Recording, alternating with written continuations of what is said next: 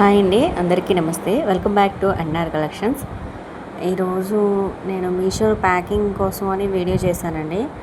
యాక్చువల్గా అయితే మనం ఎప్పటి నుంచో చేద్దాం అనుకుంటున్నాను మీషో ప్యాకింగు.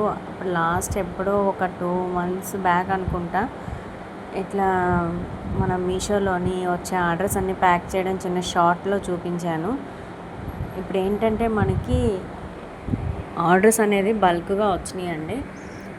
ఇంకా ఆ ఆర్డర్స్ ఎలా బల్క్గా ఎలా రావాలి, అండ్ మీషో ప్లాట్ఫామ్ పైన ఎవరైనా సేల్ చేసేవాళ్ళు ఎలా మనకి ఆర్డర్స్ ఎక్కువగా రావాలి, ఏ టైప్ ఆఫ్ శారీస్ కొనాలి, ఎలాంటివి కొని ఎంత రేటుకి మనం మీషోలో ప్లాట్ఫామ్ పైన సేల్ చేసేవాళ్ళు మనం ఎంత మార్జిన్ పెట్టి అంటే ప్రైజెస్ అనేది సెట్ చేసుకోవాలి, ఆ డీటెయిల్స్ అన్నీ ఎవరికైనా మీకు కావాలి అనుకుంటే నా కామెంట్ సెక్షన్లో కామెంట్ చేయండి.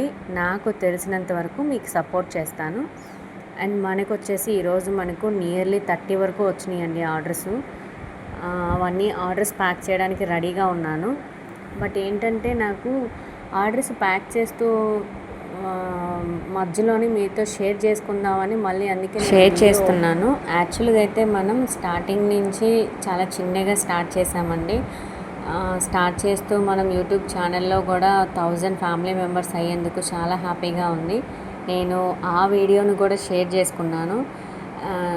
ఇప్పుడు ఏంటి అంటే మెయిన్ థీమ్ వచ్చేసరికి మనకి మీషోలో కూడా ఏమైనా డౌట్స్ ఉంటే మీషో ప్లాట్ఫామ్ మీద సేల్ చేసే వాళ్ళు ఉంటారు కదా, అట్లా సేల్ చేసేవాళ్ళు మీకు ఏమైనా డౌట్స్ ఉంటే నాకు కామెంట్ సెక్షన్లో కామెంట్ చేయండి. నాకు తెలిసినంత వరకు చెప్పాను కదా, మీకు సపోర్ట్ చేస్తాను. నేను మాత్రం వచ్చేసరికి శారీసు చాలా సెలెక్టెడ్ పీసెస్ తెప్పిస్తానండి. నేను లోకల్ ఎక్కడ తెప్పించను. నేనే దగ్గరుండి వెళ్ళి చూసుకొని తెప్పిస్తాను. అండ్ ఆల్మోస్ట్ చాలామంది మధ్యలో మీడియేటర్స్ ఉంటారు కదా, వీళ్ళ ద్వారా తెప్పిస్తారు. నేను అలా కాదండి. నేను క్వాలిటీ చెక్ చేసుకొని అది ఆన్లైన్ అవనియండి, ఆఫ్లైన్ అవనియండి, ఎట్లా అయినా సరే నేను క్వాలిటీ చూసుకొని నాకు దగ్గరగా అవైలబిలిటీ ఉన్నదాన్ని బట్టి ఒకేసారి బల్క్గా నేను తెప్పించేసుకుంటానండి. అవి కూడా చాలా సెలెక్టెడ్ పీసెస్ తెప్పిస్తాను. ఫస్ట్ అయితే పర్లేదు, ఐటెం అనేది నాకు రిపీటెడ్గా వెళ్తున్నాయి, రిపీటెడ్గా కస్టమర్స్ ఆర్డర్ చేస్తున్నారు అని అనుకుంటే దాన్ని బట్టి నేను ఒకేసారి వాళ్ళ దగ్గర నుంచి బల్క్గా నేను తెప్పించుకుంటాను. ఎందుకంటే స్టార్టింగ్ నేను వెళ్ళి ఒకసారి చూసుకుంటాను ఎలా ఉన్నాయి ఏంటి. నా వీడియోస్ కూడా మీరు చూస్తే మీకు తెలుస్తుంది. నేను కలంకారీ శారీస్ కొనాలి అన్నా డైరెక్ట్ మ్యానుఫ్యాక్చర్ దగ్గర నుంచే నేను వెళ్ళి తెప్పిస్తానండి. ఇవనే కాదు, ఏ శారీస్ అయినా సరే. కానీ కొన్ని మాత్రం నేను మీషోలోనే పెడతాను, అన్నీ మీషోలో అయితే పెట్టను. అది కూడా మనకి మీషోలో ఏ మోడల్స్ పెడితే మీషోలో వెళ్తాయి అన్నవే నేను మీషోలోనే మాత్రమే సేల్ చేస్తాను. రిమైనింగ్ అన్నీ కూడా మనకి మన ఫ్యామిలీ మెంబర్స్ ఉన్నారు కదా యూట్యూబర్స్, వాళ్ళ సపోర్ట్ వాళ్ళ ఎంకరేజ్తోని నాకు చాలామంది చాలా ఆర్డర్స్ వస్తున్నాయి. అలాగే స్టార్ట్ చేసిన దగ్గర నుంచి ఫోన్స్ కూడా చేస్తున్నారు, ఆర్డర్స్ కూడా ప్లేస్ చేస్తున్నారండి. చాలా హ్యాపీగా ఉంది. అండ్ మీరు ఇప్పుడు చూసుకోవచ్చు ఆర్డర్స్ అన్నీ కూడా నేను ఎట్లా ప్యాక్ చేస్తున్నాను.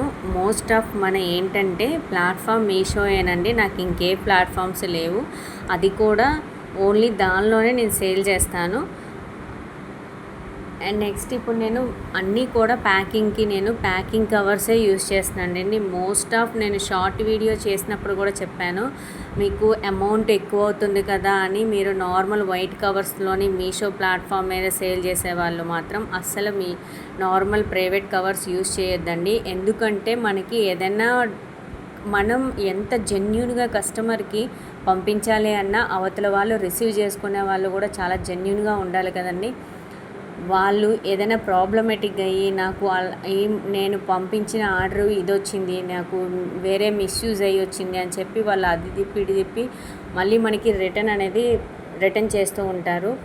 బట్ ఆ రిటర్న్ చేసే టైంలోని మధ్యలో ఆ ప్రోడక్ట్ అనేది మనకి ఎక్కడ మిస్యూజ్ అవుతుంది అనేది ట్రేస్ అవుట్ చేయాలంటే చాలా కష్టం అవుతుంది. ఎందుకంటే మనకి మీషోలోని క్లెయిమ్ పెట్టాలి అన్నా కూడా వాడు ప్రైవేట్ కవర్ యూస్ చేసేసరికి మనకి క్లెయిమ్ అనేది మోస్ట్ ఆఫ్ రాకపోవచ్చండి. నాకు మాత్రం 2-3 టైమ్స్ అట్లానే జరిగింది. బట్ నేను టికెట్ అనేది రైజ్ చేశాను. అంటే మనకి క్వరీస్ ఏదైనా ప్రాబ్లం ఉన్నా మనకి మీషోలోని మొత్తం అన్నీ లింకప్ అయి ఉంటాయండి. మనకి ఆర్డర్ పికప్స్ రాకపోయినా, ఇన్ కేస్ ఏదైనా మనం పేమెంట్ డిలే అయినా, ఒకవేళ మన కస్టమర్ తీసుకున్నవి మళ్ళీ రిటర్న్స్ వచ్చినప్పుడు ఆ రిటర్న్స్లో ఏదైనా మిస్ మ్యాచ్ ఉన్నా, ఏదైనా కటింగ్ చేసి పంపించిన, ఇట్లాంటివన్నీ సమ్ ఇష్యూస్ ఉంటాయండి. దానికి తగ్గట్టుగా మనం టికెట్ రేస్ చేసుకోవచ్చు.